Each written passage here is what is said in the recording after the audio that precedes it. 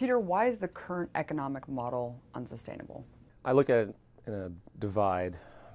You have environmental sustainability and you have cultural sustainability. Environmental sustainability is very much recognized today. Everyone is talking about the need to not destroy biodiversity, to be sustainable within the resource consumption use.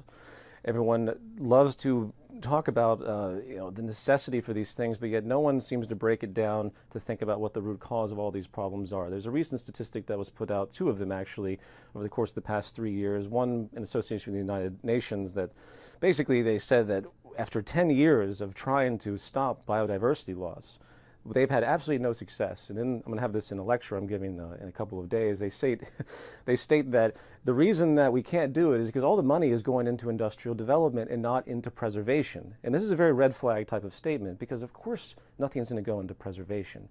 The entire economy is based on consumption. So you have laborers, you have employers, and you have consumers, and they're all consumers. You can take all economic theory and throw it out the window when it comes to this very core understanding and sustainability, because this is all that matters, and I can't reiterate this enough.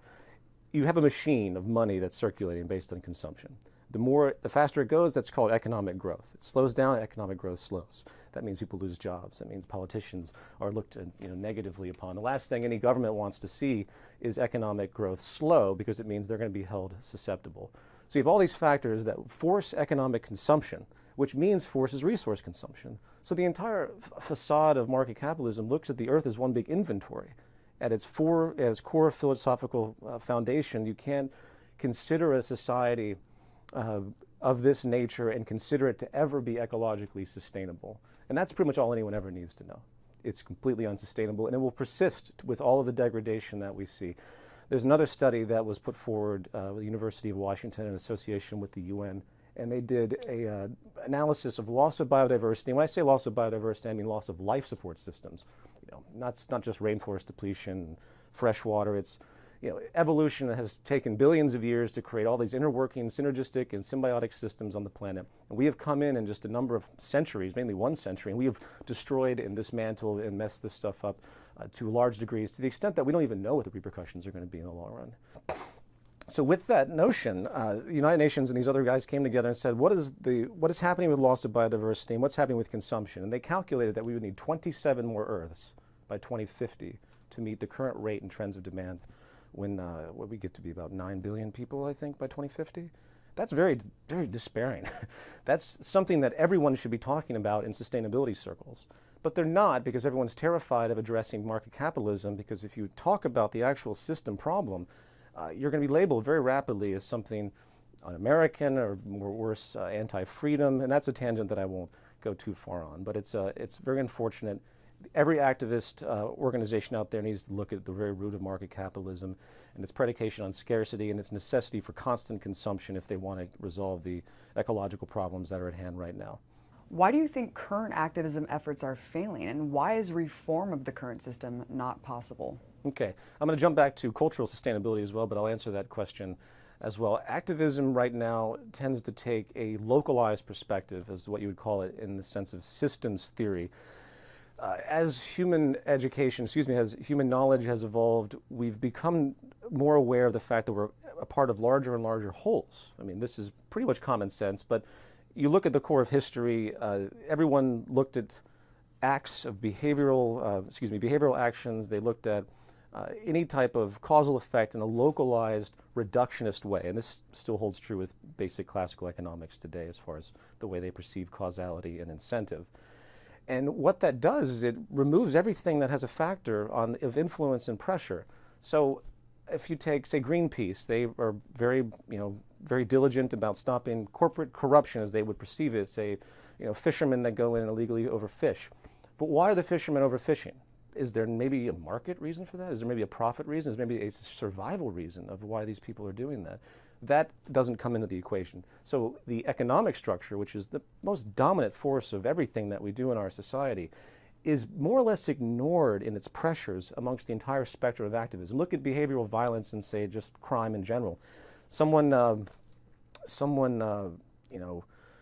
goes and shoots somebody in an airport recently in Los Angeles, and we say, boom, that guy just must be messed up, corrupt criminal. Let's remove him. Let's get rid of that mentality. They'll say something like that in our traditional legal reference. but we have no idea what happened to that individual, what the pressures that have emerged around him to create that. Violence is a process. It's not a singular act. It never has been. And that's, again, it's kind of narrow, reductionist, localized view of behavioral causality that we see. So activism is going to have to start thinking about the system reference. You can't look at the social system we have today, you can't look at economics or market capitalism specifically in the context of today in a reductionist view. You have to take a statistically broad view of what's actually happening, and then you'll get actually a clear picture.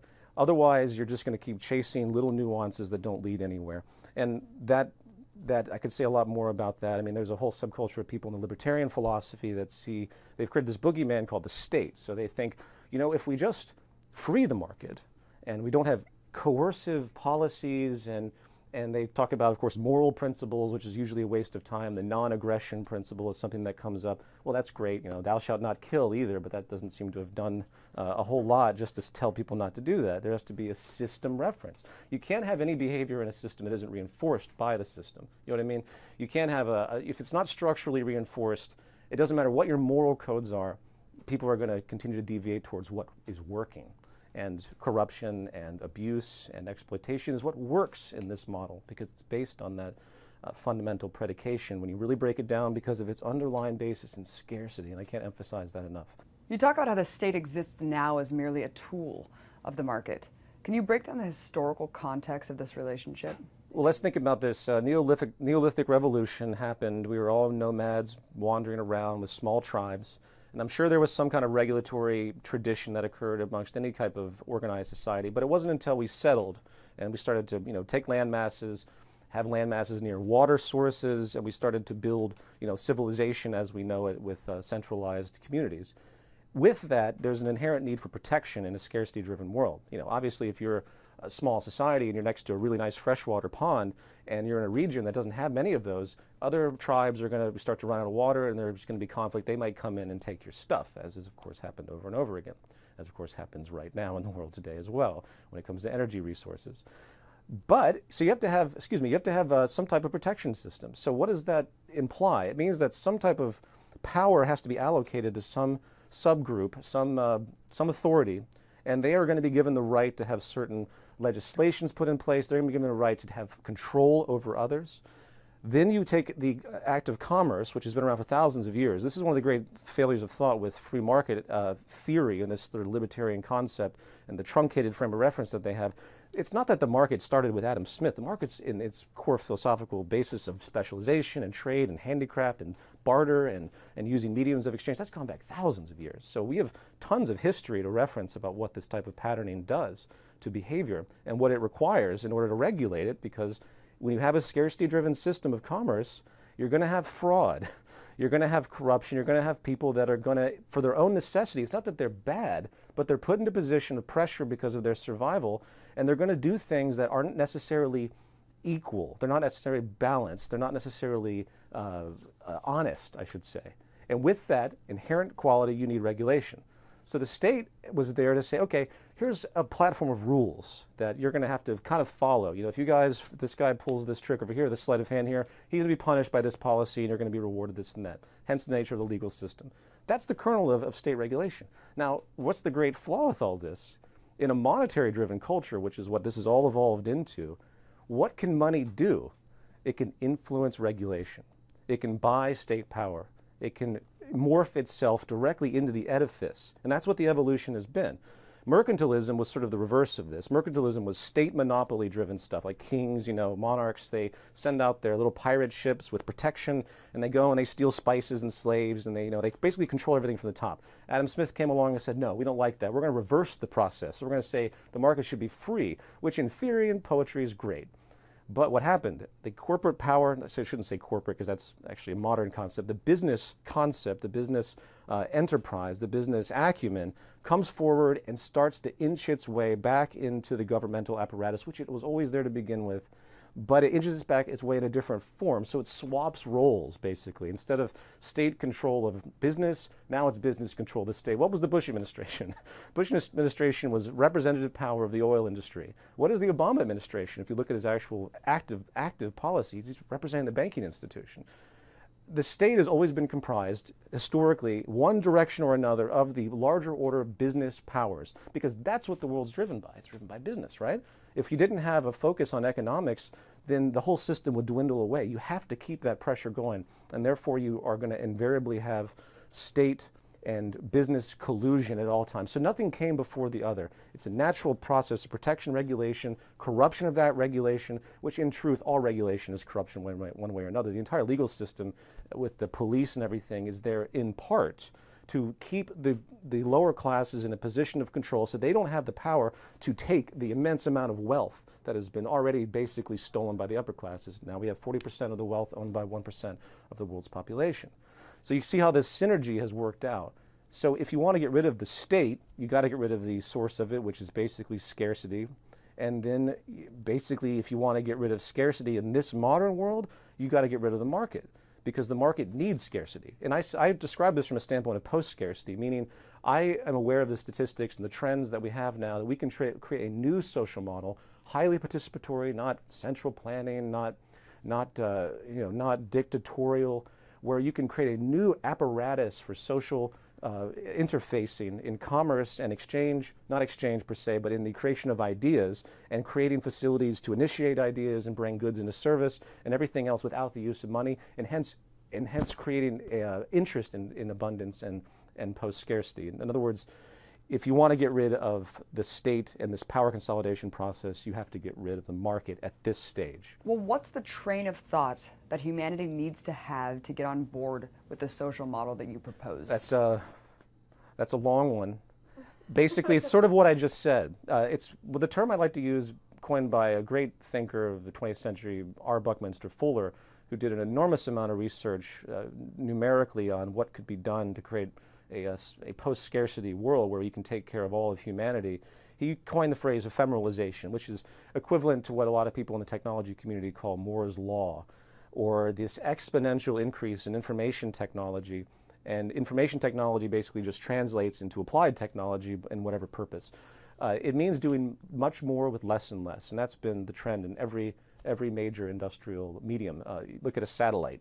A satellite is made of very lightweight, very actually non-rare materials, silicone and the like, and it might be complex in its design, it might be difficult to make to a certain effect, not as much anymore with mechanization, but this tiny little satellite floats through space and has so much more power than anything we could ever do with big, arduous gauge copper wire, moving it around, trying to engage communication like that. So much more versatility, much less resources. The first computer was like tons. It filled up an entire room. I think it took an enormous amount of power per cycle. Now and it cost millions of dollars. Now our cell phone has chips in it that are more powerful, many times more powerful than this initial computer. This is the ongoing trend, and it's something that needs to be pushed forward. We need to push forward with this process instead of using, again, the market, which wants scarcity, which needs inefficiency. I can't emphasize that enough. You know, people say, well, the market, if let set free, for example, as a hypothetical, will create this type of abundance. No, it won't. If we actually didn't go a month without buying something, the whole economy would collapse. You have to have this constant turnover. So the pressure works against abundance and scarcity, which means it continues to perpetuate inequality as well, which is something I want to mention in this conversation regarding structural violence before we end. So I'll leave it at that for now. We can do more and more with less, but we have to actually engineer our society to facilitate that, to actually facilitate the interest to create an abundance, which is the exact opposite of what our system does right now. Elaborate more on the concept of structural violence. And that brings us back to the first question, which I call cultural sustainability, or the fact that our modern market economics, the economic system we have today, is culturally unsustainable because it perpetuates inequality by its very design. It's inherent and built in. To explain that, all you have to really do is think about the fundamental kind of predicated incentive structure. Again, you start with scarcity, and then you see that in a scarcity-based driven worldview, narrow self-interest will prevail. And that's nothing obscure. Adam Smith, in his epic Wealth of Nations, talks about self-interest constantly as a virtue. Fair enough. But if you have a self-interested worldview in a scarcity-driven society, you're going to lead to competitive behavior. Competitive behavior will always amalgamate in power consolidation, like the state, or how the Federal Reserve works, or how the FDA has grown to work. Again, massive collusion working for self-interest for small, isolated people. And that's just what the market is. I don't look at the Federal Reserve as some anomaly. I look at it exactly as what we would expect from this type of society. So if you have these pockets of consolidation, if you have this constant interest in competitive advantage, you're going to have constant wealth imbalance as an absolute mathematical result. You can talk about class war, which is an old term that's been used, in socialist rhetoric. In fact, the entire socialist outcry for the past couple of 100 years that led to the Bolshevik Revolution was basically entirely based on this class war awareness. So those that deny that today, which there are people, believe me, that deny that class war even exists. They think that all trade is voluntary. They think that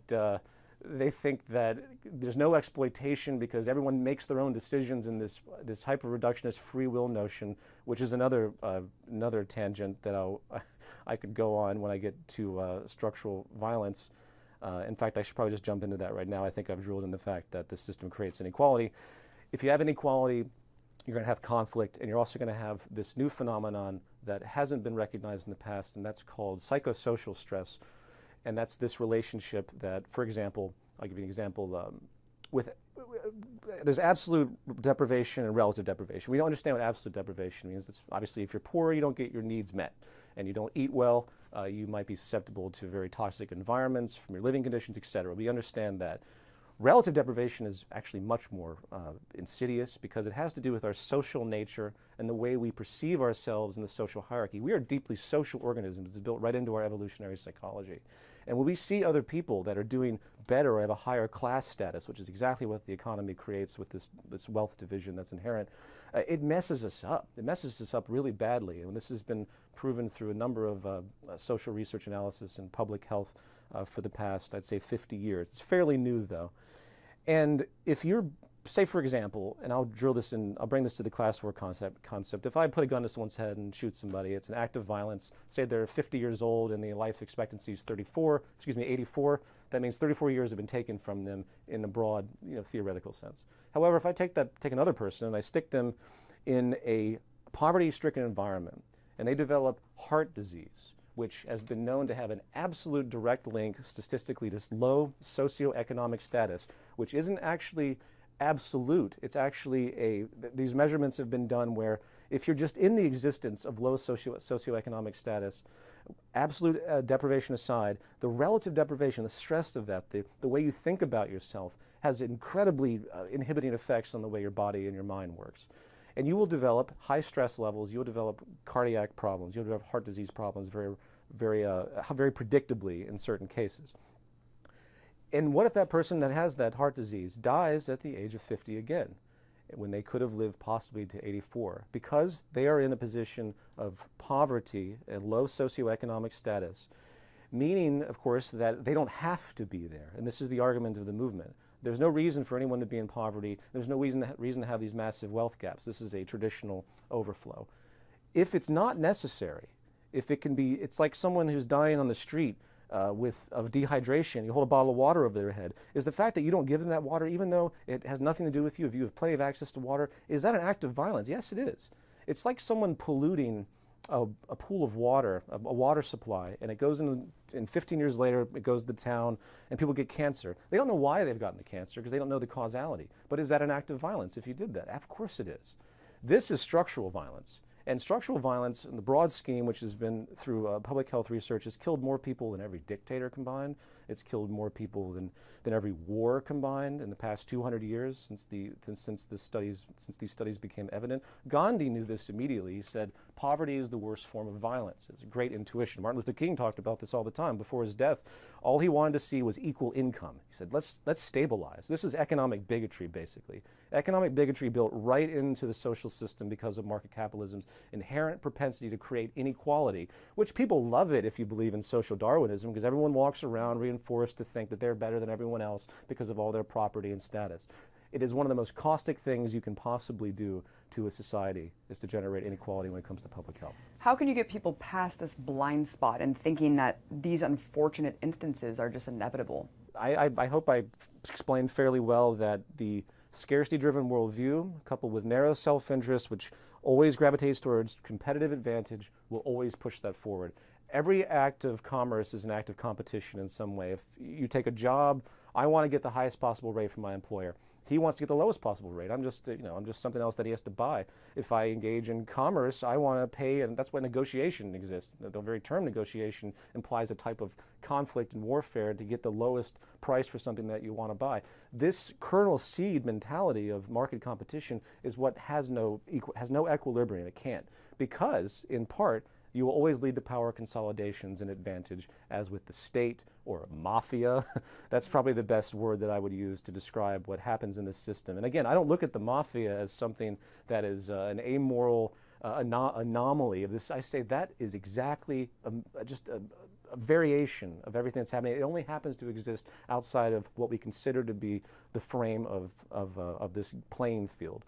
If you look at I'll say it this way. If you look at microeconomic theory, like John Nash and the Nash equilibrium and all these guys that came forward in the 20th century that really investigated capitalism, they will use only one theory for their perspective. It's called game theory.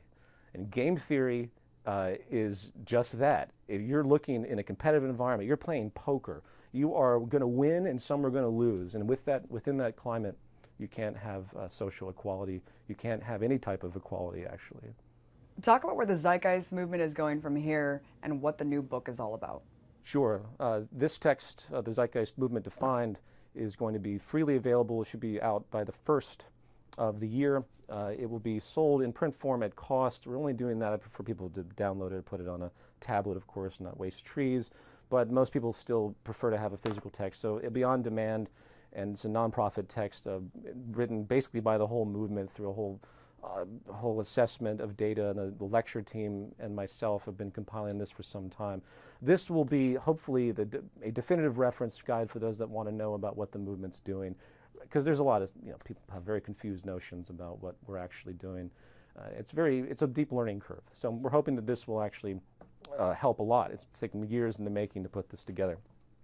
And I'm on my way to Berlin, as you mentioned, to give a lecture, but to give a talk on calculation in a new economic post-scarcity participatory economic model, which is what this is.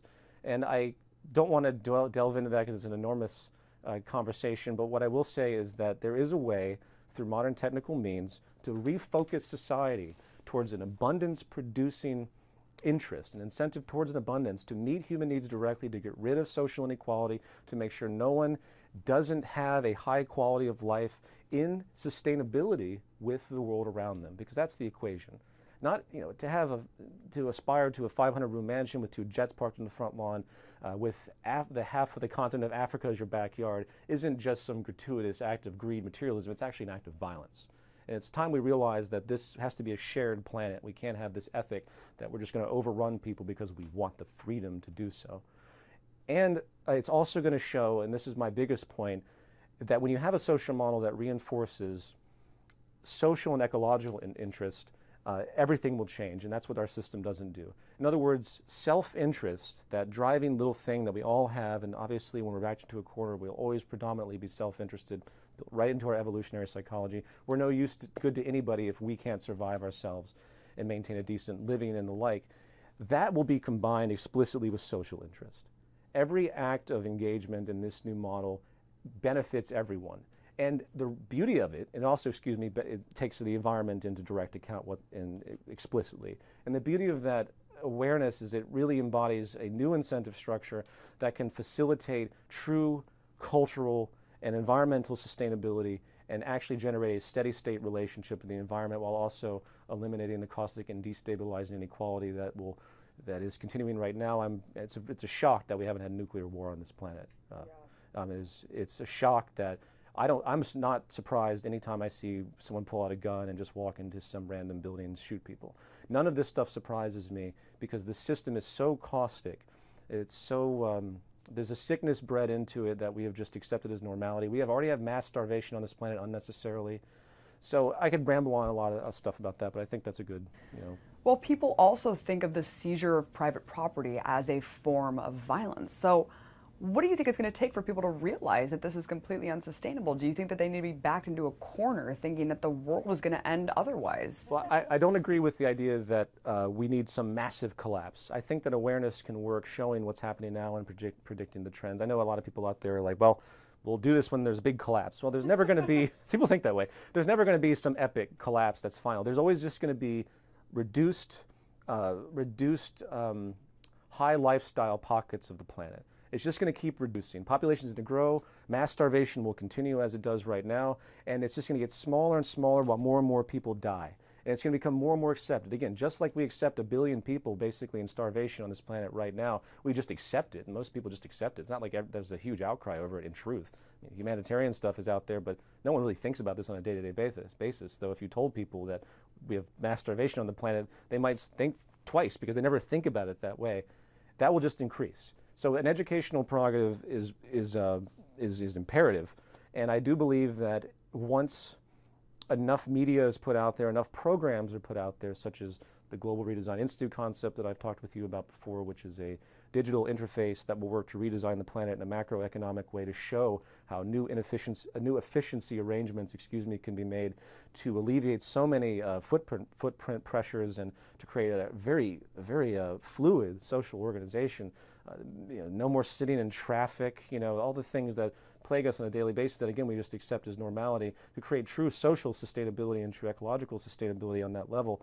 That project, coupled with programming projects to show how we will actually calculate society, which, again, is what I'm going to talk about in Berlin. I'm going to present an algorithm, a macroeconomic algorithm, that goes through the sustainability protocols. And you can basically calculate, it's not that's not too technical for people to understand. A program is nothing more than a set of instructions. And what we need to do is create an industrial system where we feed into it our interests. And this isn't science fiction, by the way. This is very easy to do. And then it does an evaluation of them based on efficiency protocols, which are tangibly, technically easy to arrive at, and sustainability protocols. And once you do that, you have a filtration system that's monitoring the behavior of the society. It removes that opinion from society to a certain effect. Again, that's a larger conversation, but no one's going to just take people's property.